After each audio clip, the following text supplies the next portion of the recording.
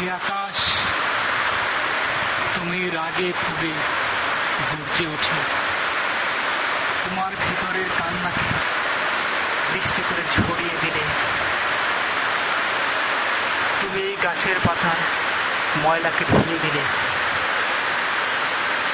তোমার অন্তরের ময়লাকে কলুষিত করে ধরার বুকে ছড়ে দিলে। কিন্তু আমি কি করে আমার মনের কষ্ট যন্ত্রণাকে রাগে ক্ষোভে তোমার মতো করে ধুয়ে মুছে দেব?